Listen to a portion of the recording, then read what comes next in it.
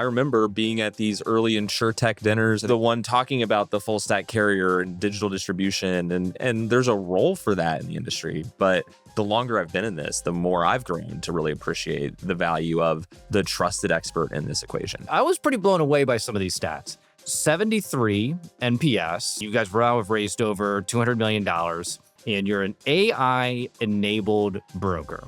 I want to dive into that last piece pretty heavily. But it's truly about how do you enable both the client and the broker to do their best work, to not get caught up in the minutia of like gathering the right data for the submission and funneling PDFs back and forth between underwriters and clients over email, but instead really focus on the expertise and the relationships that drive that trust, both with clients and with carriers on the other side of the marketplace. You talked about that transition from going from a carrier to a broker. What did that look like? When I run a brokered motion versus when I run a direct carrier motion, my conversion rates double. My account level retention goes up by 10 points. It resulted in better business performance. I personally think there's a lot more opportunity for AI within the brokerage than there is the carrier.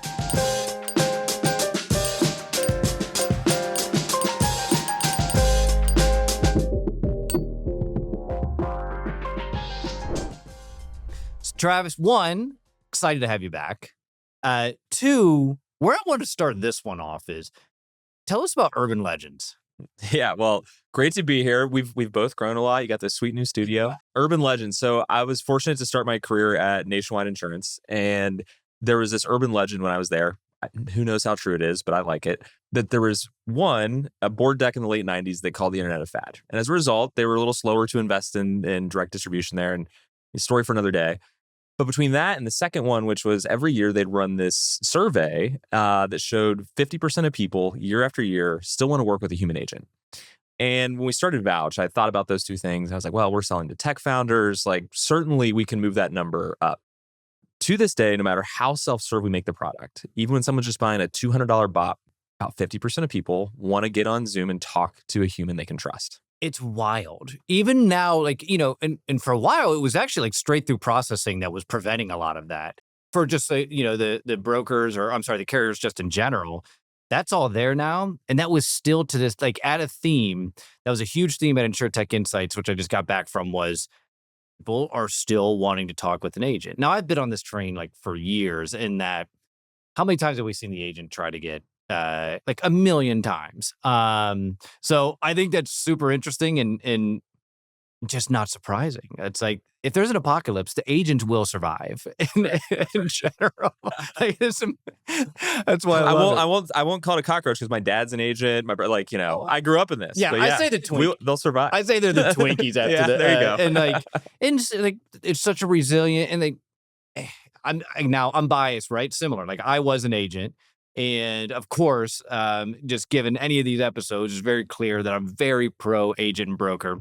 But still, it's like, of any of the ones, I've never heard, and probably because I'm too close to it, but I don't think I have ever heard a single occupation that people have said is going to die more over the past 10 years. Well, and look, this is one of the many things that I'm happy to admit I was wrong about 10 years ago, right? Like, I remember being at these early insurtech dinners. I think we called them like insurance technology dinners at the time.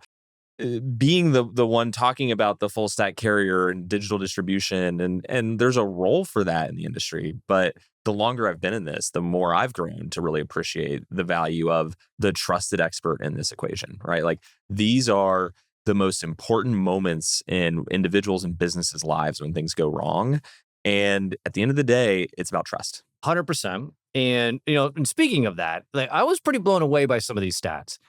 73 NPS. And I think for typical and average agent and brokers, right around the 30s or something like that. It's incredible. I mean, you guys now have raised over $200 million, and you're an AI-enabled broker.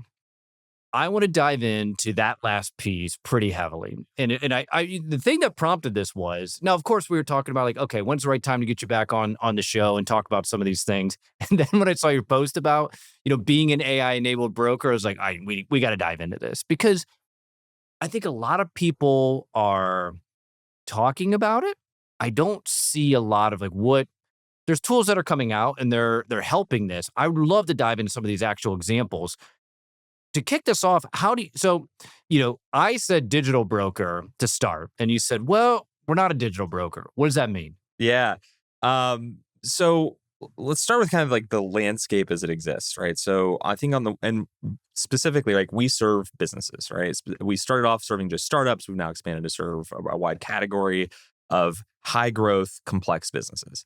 And on the one hand, you have digital brokers out there where if you need something fast, easy, typically cheap, you can go there, click a few buttons and get a policy and check the box, right? We call, that's the digital broker end of the spectrum.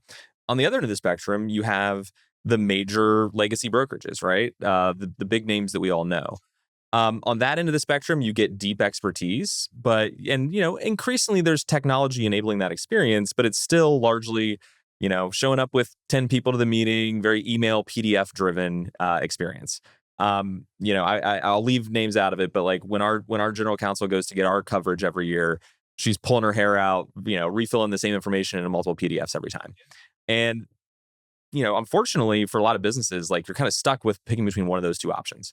We talk about it as AI enabled because it's about enabling the people that are part of the process. Now, can a company come in and self-serve most of their needs through us? Yeah, absolutely. But as we talked about just a minute ago, they still want to work with a human they can trust and know that behind the scenes, at the very least, you've got real experts that are crafting the right coverage. And so for us, the journey started a few years ago where it was all about, we've been doing this for going on 8 years now. We launched our first products at the end of 2019. And at the time, it was all about how do we get this as quick as possible. It looked more like that digital brokerage experience with human expertise, kind of sprinkled on top. I can't sit here and say that we're an AI native company, though. We didn't start 2 years ago. We started 7-8 years ago. And however, I think we have the benefit of all those years of, thousands of placements and the data and the clients that we've scaled with over the years that now put us in this really interesting position where we've got the technology, we've got the talent, we have the clients that we've been able to really rapidly transform the business and become, I think, truly AI enabled. Now, I still think we're really in the early innings of that and we have a long way to go. But it's truly about how do you enable both the client and the broker to do their best work, to not get caught up in the minutia of like gathering the right data for the submission and, funneling PDFs back and forth between underwriters and clients over email, but instead really focus on the expertise and the relationships that drive that trust, both with clients and with carriers on the other side of the marketplace. And if we can free up more of their time to be great at those things, then, that's how you create a really differentiated client experience, most importantly. And, we think eventually a really differentiated business and economics within that business. So agreed. A couple places I want to dive in on a little bit deeper. Everything you just said, if you could free up the minutia in order for an agent to truly be an advisor and to win all around, if you can get them to have those relationships, huge win. Where did that start? Like, what is if you can give like an example of, okay, we looked at this. Here are the things that started to pile up that we said, okay, AI can actually help here. And we've implemented this and it does help. What are some of those examples that help remove some of that minutia? Yeah. So, and to be clear, internally, we talk about it as we have to operate as an AI native company, right? That is What true does that from, mean? What does that mean? So it's from how we build to how we operate day to day. It is incumbent on every single person in the business to transform how they work. So we talk about it as every single role is becoming a manager of agents. And so actually that managerial skill set, I think, is becoming important for every member of the organization, regardless of like how senior you are. Because they're orchestrating their own AI agents to do work on their behalf. That's absolutely right. And so I think like a lot of companies, we started by just putting tools in the hands of people and letting them experiment and see what works and what doesn't. And I would say, look, I'm sure you have this conversation with a lot of folks. Things have changed a lot in the last 6 months in particular. Once Opus 4.6 came out, I think a lot of things, in co-work in particular. Yep, exactly. So, fortunately, I think our engineers were really leading the pack in terms of their adoption of Cloud Co-work and other coding tools that they're using. And that helped sort of set the pace internally. But quite frankly, a lot of the best work I see comes from my brokers, my producers, the brokerage ops folks in the back office. Like, by encouraging folks to really go build and experiment on the front lines, we've now created this really interesting culture where they're the ones out there really identifying the use cases, the workflows, how it should work. And then our product team is really building the platform to then productize and scale it across the company. So give you a couple examples. Initially back, last year, this was mostly like custom GPTs and stuff like that. We've since very much become more of an Anthropic shop and building a lot of our own tooling.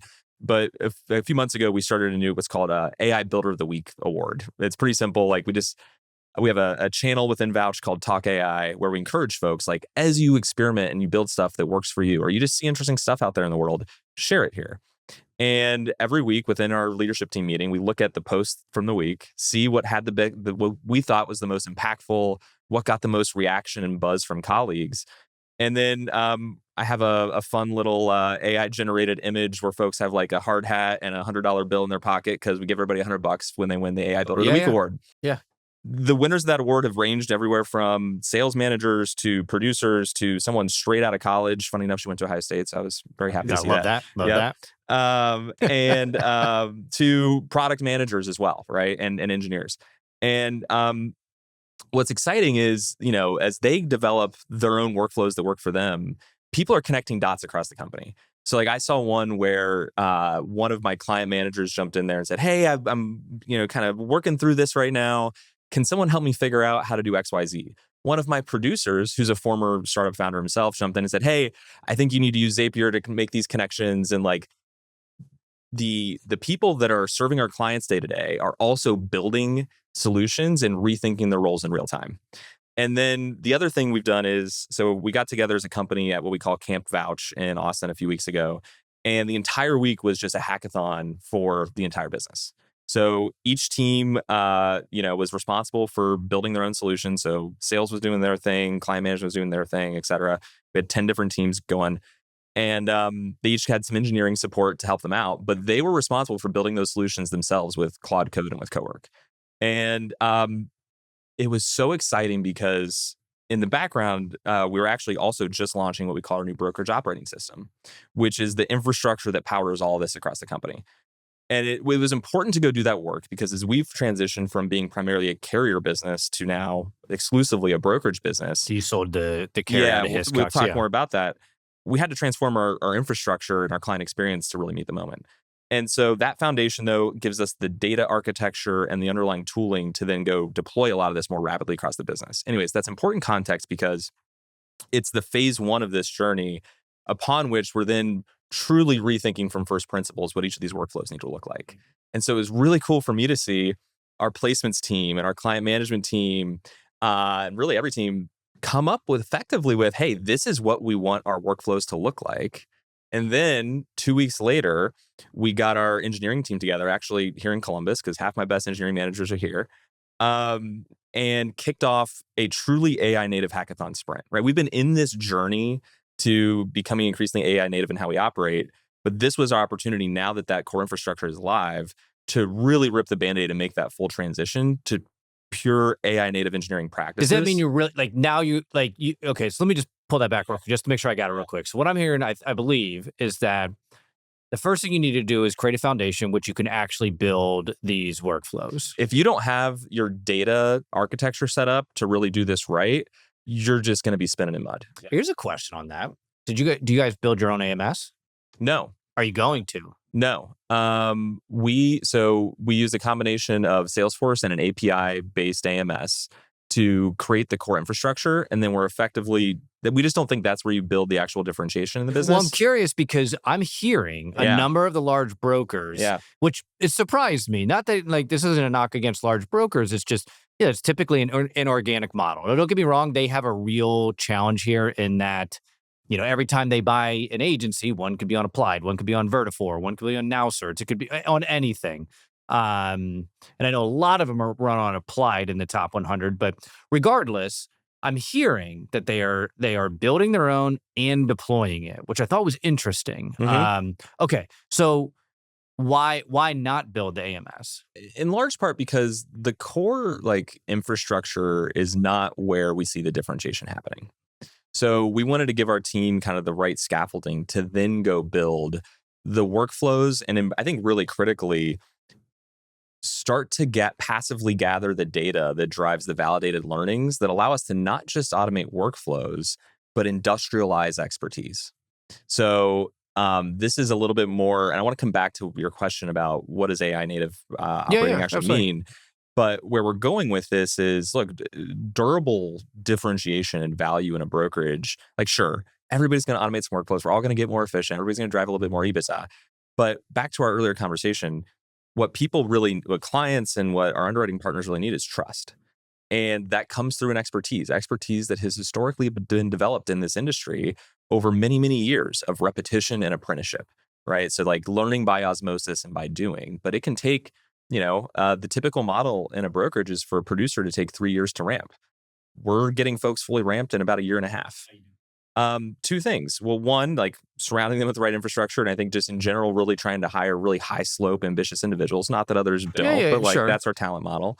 But it's, how do you let me give you an example. Let's say that there's new like litigation that drops that impacts a large swath of the client base. Historically, you would say, hey, team, like go read this and check it out. And maybe we turn that into some content. And over the course of several weeks or several months, that starts to propagate and become part of the conversation. Now we can have it set up such that in real time, as they're preparing for that client meeting, it's not just showing up as like a tip in their environment. It's actually, because we're automating the creation of those proposal decks to begin with, it's getting dropped into the slide in real time, like, minutes and hours after it's dropped. Okay. So you take information diffusion and take it from a, relatively, I wish I had a better analogy for this, but, instead of if you go back in time to like the telegraph, right? Instead of going from like one tower to the next, that information is now getting disseminated across the organization in real time. It's centralized. Okay. What is I want to go in a little bit deeper on that, because I think that's really interesting. How is there? I mean, I'm assuming, is this just like a brain that you like a GitHub brain type? We actually do have an internal product called Vouch Brain. Yeah. Okay. So you're spot on.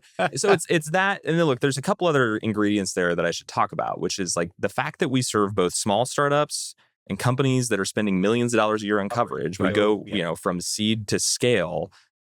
Because we're not just a digital broker, or just a legacy broker, because we really are using technology to do both. That allows us to bring talent in, get a lot of reps in that early part of the business, right? So they're getting, I think, a much higher velocity of reps than they might get elsewhere. That just, again, allows them to come up to speed a lot faster. Well, you have an interesting niche, right? You have a niche that if that niche it's kind of high risk, high reward, because you're taking the risk with them. It's highly possible a lot of those startups won't be there any longer. But the ones that do, if we look at the long tail here, become massive, and you're growing with them and you're giving those producers. That's interesting. So imagine, right? So we bring on, let's say, a Series A company that very quickly, within 18 months, goes on to become a Series D company worth billions of dollars. The journey on that is they might come in, they might have found, increasingly they're finding this on Claude or ChatGPT. Yeah. They come through our front door, they get onboarded. That client manager that's working with them at Series A is more junior in their career. But as we have the sort of data signals to monitor, like, all right, they're growing, they're looping in our head of AI, these more senior experienced folks that they get to work directly with and learn from and ride shotgun with. And so they get to see that growth and go from, all right, my job here is to just like service the account and get coverage done quickly and try to explain the benefits of coverage, to, oh no, this is a sophisticated GC, and this is how I have to really show up as a sophisticated expert. And so that's what I mean by those reps. They're getting, I think, a lot of that in real time. Well, they can practice on the really easy ones that look very similar across the board. There's going to be some nuances depending on what their focus is, but they're very similar.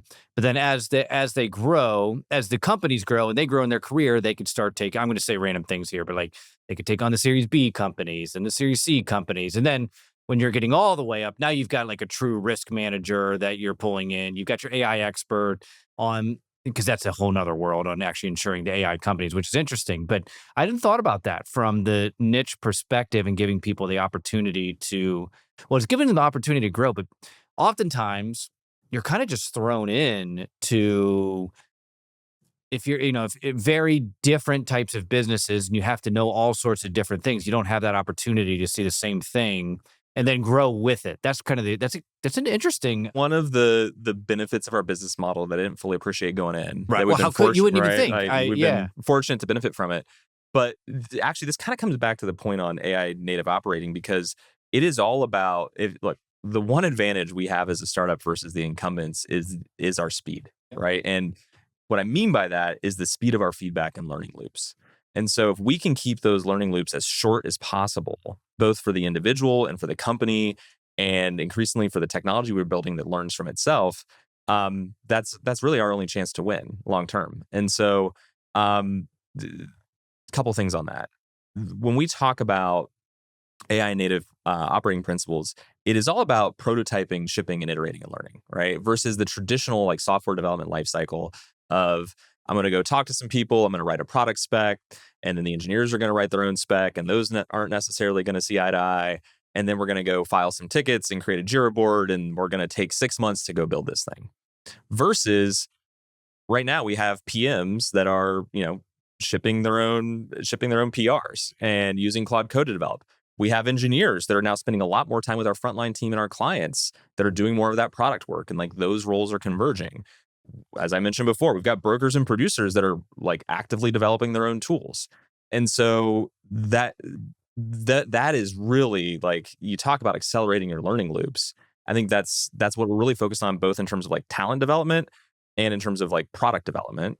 And just to go back to the talent development side for a moment, we actually don't have like a formal training and development program. And that a lot of folks would like that. And there's certainly, we do some stuff, don't get me wrong. But I really think the best learning both happens not only by doing, but how do we create like truly agentic learning systems so that learning and coaching is happening in real time? I'll give you an example. We use Gong to record the vast majority of our client conversations. Obviously, the traditional way of coaching against that is, all right, let's go pull some calls and we'll review them as a team, and we'll review them in your one-on-ones. We'll have these active coaching conversations.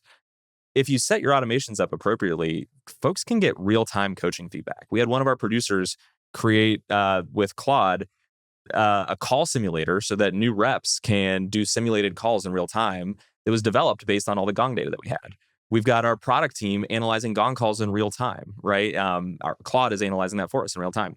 So that's what I mean by accelerated learning loops and AI native operating principles. Okay, so how are you established? You mentioned the guide rails. This was something that came up at dinner, and one of the founders had said something that he thought that the role of the CTO right now is you're describing essentially like an AI. I know you're mentioning you're not AI native because you didn't start that way, but we were describing as AI native company to the team, and he was saying that the role of a CTO in an AI native company is to establish those boundaries and guide rails for the people within the company. Because obviously the fear is, I never heard that. I was like, oh, that's super interesting.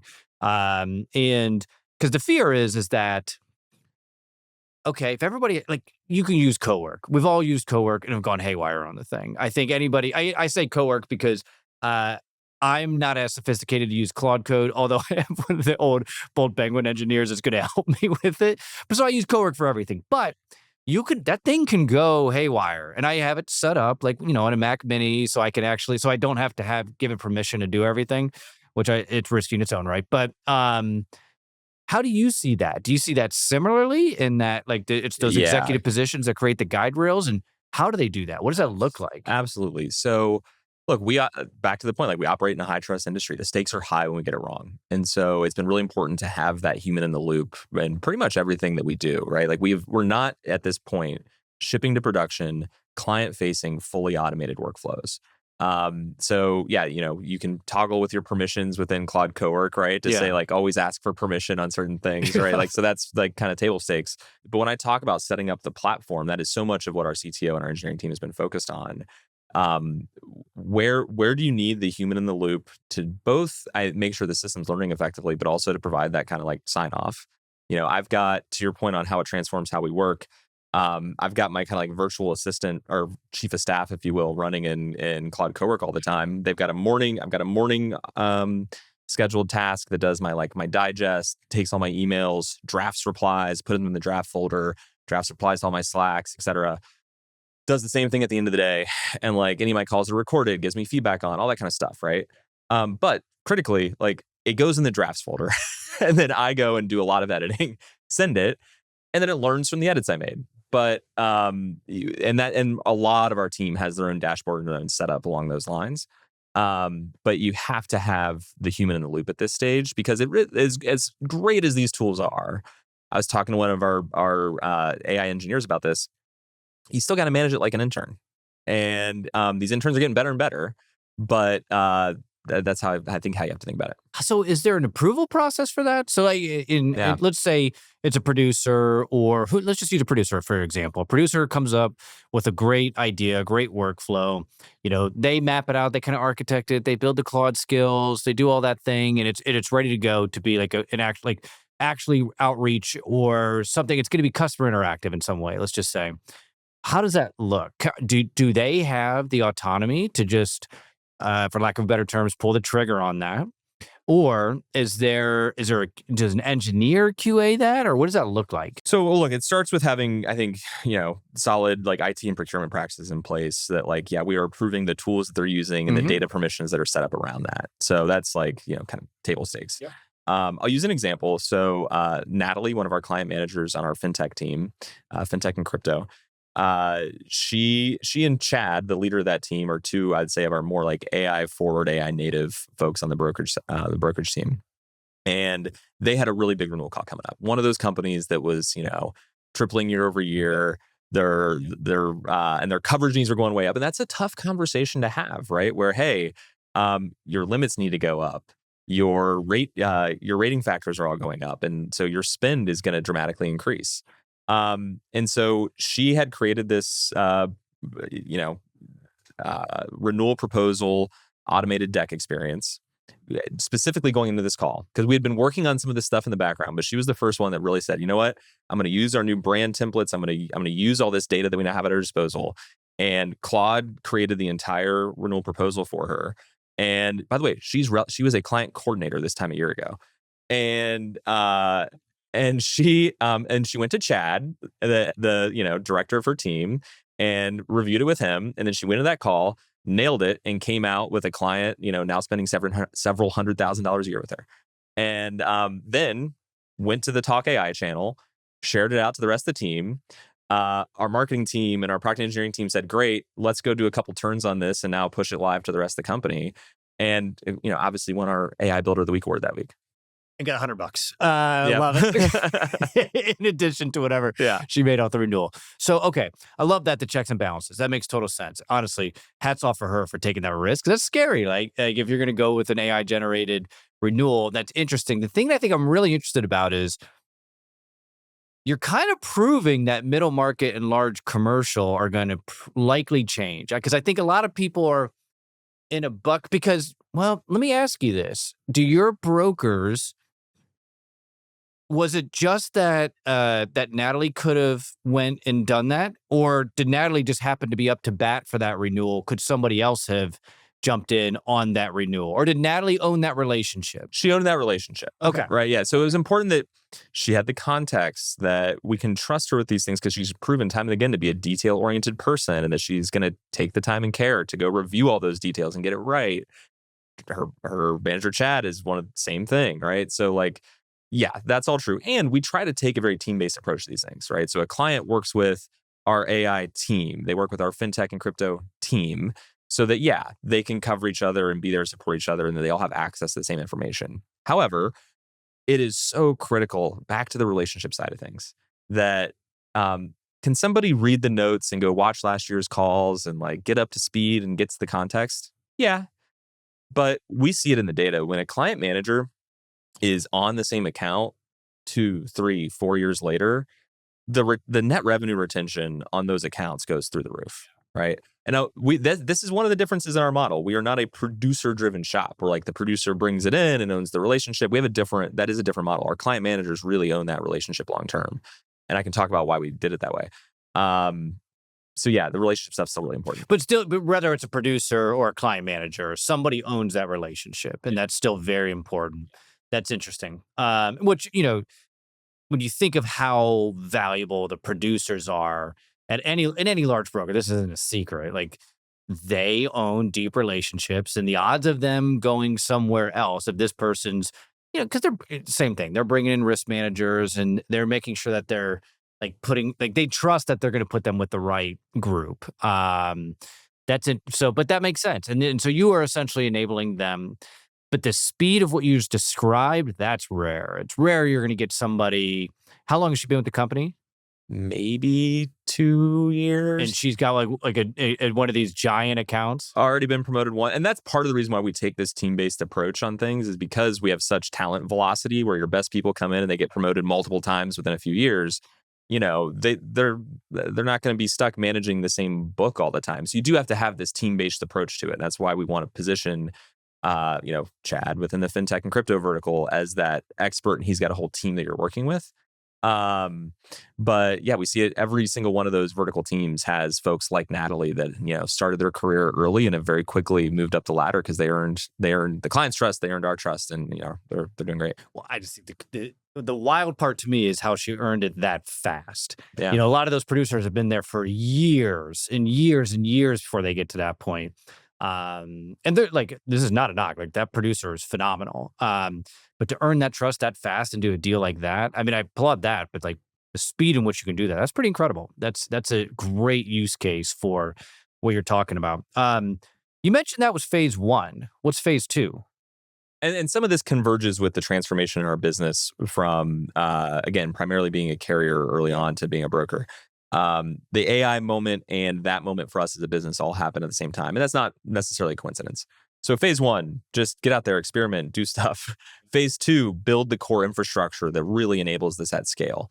And then phase three is to industrialize expertise. So it's that theme I talked about a minute ago of, yes, are we going to continue to automate workflows and all those things? Absolutely. And are we going to allow people to delegate more and more of the work to agents? That's true both for starting with our team and eventually here for our clients. But I think where the real magic happens is, how do you take all of that data, take all of that expertise, and create the agents that are helping to both help our individuals become experts faster and help convey that expertise to the client, right? Imagine a world where, increasingly the clients we work with are delegating more of their operations to agents. And so, again, we see every month grow. It's like doubling month over month the number of leads we see that found us through one answer engine or another. AEO in particular has some of the highest conversion rates I've ever seen. It's incredible. And now what's going to happen next is that same buyer is going to say, great, can you please go take the next step in the journey? And those systems are increasingly going to have access to their data to go actually gather a submission. So we're working through right now what exactly that's going to look like, right? There's debates between is it an MCP? Is it a command line interface? Is it we have opinions, but we're not totally there yet. The point is, I see a client experience emerging where the machines are going to do a lot of that submission prep work.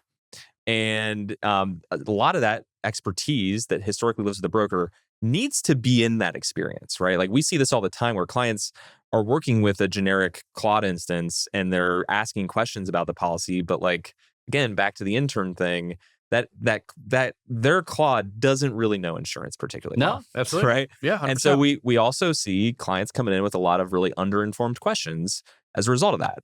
And so we need to be that source where other agents can trust the expertise that we're providing. Now, ultimately, that all needs to ladder up back to this point earlier. 50% of people, at least, and certainly as you go up market, that number is more like 100% of people want to work with the trusted human.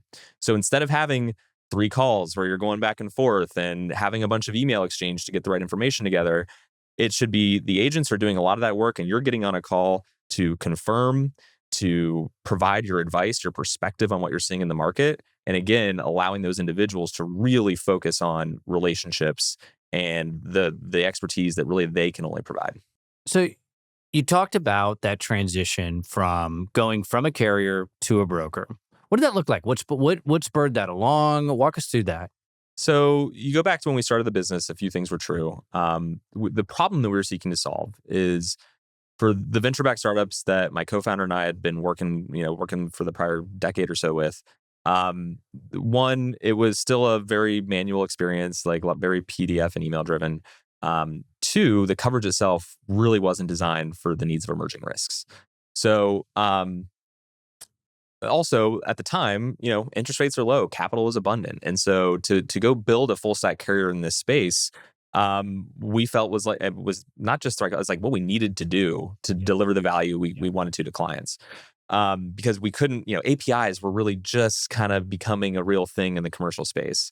When founders need coverage, they need it yesterday. And so to provide instant coverage, to be able to do cyber, E&O, D&O for fintech and digital health and these emerging risk categories, we had to build it ourselves. So we started off in the MGA, and then very quickly thereafter launched our own reinsurance entity, and became, close enough to a full stack carrier. And that allowed us to find quick product market fit and scale really rapidly. And that was all great. But then a couple things happened. First, our clients started growing, and we realized pretty quickly, like, we're going to need to build a brokerage here in order to complement our in-house coverage, in order to actually build towers to go scale with these folks, et cetera. So we stood that up in like 2021, 2022. But again, it's just like a little side part of the business. And like we explicitly like isolated those resources so they could get it off the ground, which meant like the systems didn't really talk to each other. And then for the next few years, that part of the business kept growing faster and faster. Our clients kept growing faster and getting more complex. But more importantly, the landscape around us evolved. So first, APIs became more and more prevalent. So you can now get a lot of great options there. Similarly, carrier appetite for emerging risk has really evolved. So you go back 2 years ago, Vouch, when we had our in-house carrier at the time called Corix, launched the first of its kind AI coverage, like affirmative coverage on E&O for AI risk. At the time, we were the only ones doing it. And then, as we had more and more companies get really big, we're able to bring other carriers to the table and start building towers on top of that. And today there's now like at least 10 markets that we can work with around that. Yeah. Now there's a debate today of like, do you want affirmative coverage? Do you want it to be silent? Typically the right answer is actually for it to be silent. Now that you have, this has evolved because you now actually have carriers putting explicit restrictions around that. But anyways, we could have a coverage conversation another time. Point being, there's now appetite for emerging risk. There's now APIs.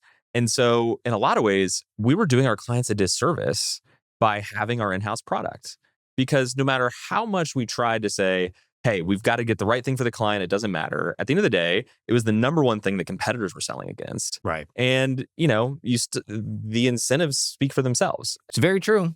That makes total sense to me. So it was the right thing for our clients. And also, by the way, when I run a brokered motion versus when I run a direct carrier motion, my conversion rates double.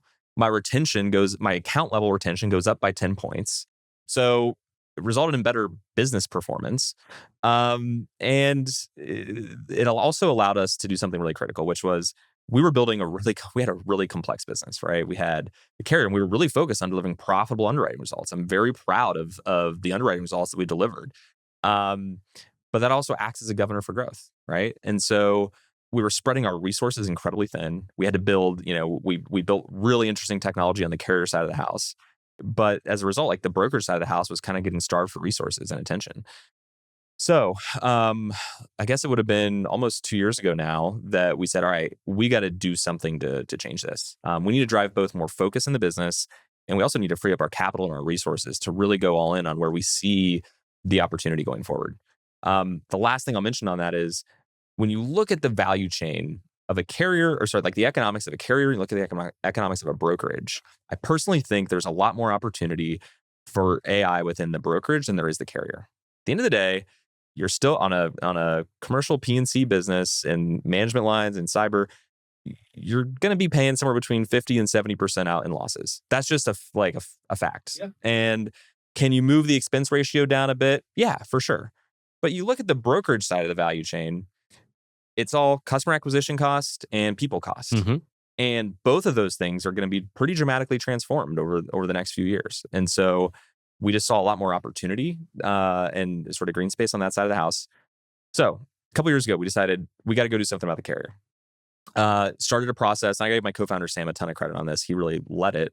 And within 8 months, went from starting the process to selling the carrier to Hiscox, and they've been a phenomenal partner, right? If you think about the fit there, it's been phenomenal. Yeah. And so that transaction, we announced it August of last year. Just had the final close a few weeks ago, and we're still going through some of the disentanglement, and the dust is still settling there. But I think we couldn't have gotten to this point without starting that way. And I would say, like, having had that experience, in a lot of ways, we know how underwriters think. Like, it's helped give us, I think, a stronger perspective as a broker. But I think it was maybe one of the best things we've ever done, and has led to this moment where I've just never been more excited about the future of the business. Well, for good reason also, you transitioned to CEO. First, congrats. Because this is pretty recent. And what has that transition been like for you? I've told you before, I've always had a lot of respect for, I always felt you really earned that next title. So I would love to kind of hear it from your, like, how you think about this. And what does that mean for you to take that spot? Yeah, it's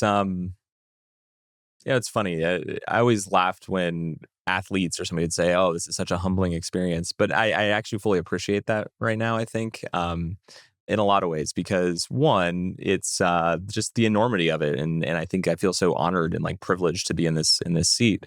But also because, like, I've learned so much from my co-founder, Sam, over the last 8 years.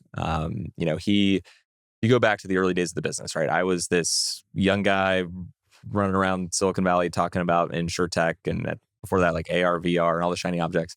But look, I think it's better to be lucky than good. And consistently in my career, I've found myself, like, very fortunate to be working with just amazing people that have helped me grow a lot. And so, I was thinking about the ideas for Vouch all the way back in, like, 2015, 2016. Yeah, for sure. And if I would have gone to try to start that company on my own, would have been pretty laughed out of the room. Like, I couldn't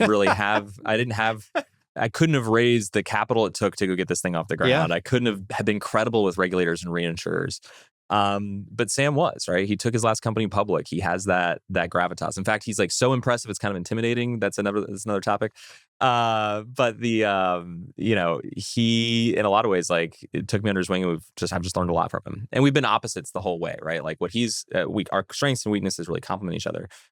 So anyways, we started having this conversation in earnest a few months ago, as the dust was sort of settling from selling Corix. And, Sam came to me, he's like, "Look, we've been talking about this might be a possibility someday. And, we've been through a lot, and I'm pretty tuckered out. And I think you're the right person for, the next chapter of Vouch, and what we call Vouch 2.0.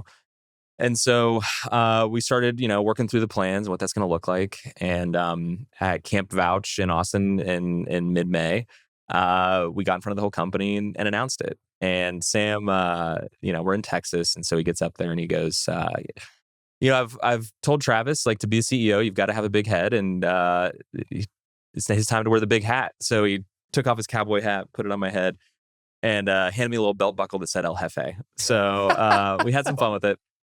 And, it's great. He's the exec chairman today and going forward. So we still have the opportunity to work really closely together. We're very good friends. He's gonna come to Columbus for the Oregon game here this fall. I'm excited about that. Oh, I love that. That's the right move by far. Yeah, for he sure. grew up in Oregon, so we better win. So that's been a real privilege. And then I think, as I mentioned before, like, we are just so uniquely situated as a business right now. Admittedly, last summer, I took a few weeks off for the first time in the business, right? Like, it had been a pretty grueling 7 years to get to that point, and really took a step back. So, like, all right, I could go down this path and take over as CEO. I could go back to investing. I could go start, like, what do I want to do? Yeah. And really reflecting on it, I feel like everything in my life has led to this moment, and that this is my life's work. Like, I get to work with these amazing clients. I love our team. I love the problems we're solving. I came home, I think it was last night, and told my wife, like, God, I love my job. It's really invigorating. And it's such a unique moment in time, right? Like, a lot of folks have talked about, within the AI native, like, services economy, insurance brokerage is the number one opportunity. And both in terms of market size, and, as I mentioned before, I think the opportunity to really disrupt the value chain and how work gets done. So that's all incredibly exciting. And we're now, after selling Corix, we're more than fully capitalized. We'll be profitable later this year. And, just because we're making such big engineering investments. And we just fully control our own destiny. And so as I told the team in Austin, I know you and I both listen to the Acquired podcast. Shout out Ben and David. And as I told them, look, if you listen to a lot of those episodes about some of the best companies in history, I'll use like Microsoft and Apple and like Ferrari as examples where, the first episode, if you will, is all about laying the foundation and doing these really hard things. And today, when I was at Camp Vouch on stage, I said, today is the end of that first episode. And in episode 2, that's where most of the value gets created. I love it. So Travis, here's where this is a perfect segue to wrap this up. The last question I have is, if we're having this conversation in 10 years' time and everything went to plan, what does it look like? So we actually did this exercise at a leadership. I like to do this exercise occasionally where we write these success failure letters as a leadership team. Yeah. Right. So, hey, it's 2030 and, Vouch was a huge success. What does it look like? How does it feel? And then failure. And, look, I think fortunately, obviously, knock on wood, a lot can go wrong. But I think the failure mode at this point is we just kind of muddle along, grow at a 20, 30, 40% clip. And that's nice. We have a nice little business. But success is really dramatically accelerating our trajectory. And that's both how the work gets done. And, I've seen over the last 6 months, we're just shipping faster and faster and faster. And those learning loops are accelerating. So those are the ingredients that have to be true. But from a business perspective, look, we are laying the groundwork today to, I think, pretty rapidly expand into other categories that have similar characteristics, right? Complex, underserved, fast growing. The good news is we see that happening in every single industry right now. In fact, we're seeing this explosion in solo entrepreneurs and showing up in our funnel. Oh, right. Oh, I get it's got to be out of control. I was just looking at the chart today and it's like, it's got to be growing at least 20, 30% month over month in our funnel. I 100% believe that. And so point being, we're here to fuel entrepreneurship and enable that growth. And so what is the business? What does the future look like? Look, I would love to continue compounding Vouch as a private company for decades. And what I think in this space for like an AI native services business, the metrics that really matter are still going to come down to like revenue and EBITDA, right? People really care about that. But I think revenue per FTE is really going to be the leading indicator. Oh, absolutely. It already is. It already is becoming a huge KPI that was not obviously, that's like we're hearing about it like crazy, but like investors are really looking at that now. Are you seeing that? Oh yeah, absolutely. Yeah, it's we were just talking about it at our board meeting this week, and so those are the metrics we're laser focused on. But ultimately, the goal here is to build the most trusted brand in every segment that we choose to play in. And that shows up in NPS, it shows up in conversion, retention, but it just shows up in how your clients talk about you. And so that's the ambition. We want to be the trusted broker for the lower middle market for complex and underserved risk. It's funny going back to I love like that makes total sense. And it's also very interesting about the compounding private company. I love that. The revenues per employee. And the interesting thing about that is when you're growing as fast as you, that does not mean that we have to get there by getting rid of our employees, making them like you're putting all the things in place to make each of those exponential, like creating exponential revenue with the employees that you have today while continuing to add them. Is that how you think about it? Or? Oh, absolutely. And look, I talk very openly about this. Vouch is about, from a people perspective, about half the size as it was 18, 24 months ago. So, I think at our peak, we were about 220 people. Today, we're around 100, 110. And part of that was, obviously some folks went with Corix in the transaction, but we've been on this journey to get leaner and more efficient for a while now. And the goal going forward is to scale while keeping headcount flat. Like I think we've got the team that we need to really go do this. And obviously, of course, we'll still shift the shape of the business over time as needs evolve. But yeah, I think we can continue scaling this thing as roughly a 100-person company for a long time to come. Well, we'll have that conversation in the future, but this was awesome. Thanks for coming on. Thanks for breaking all this down. I had a lot of fun with it. Absolutely, brother. Always a pleasure.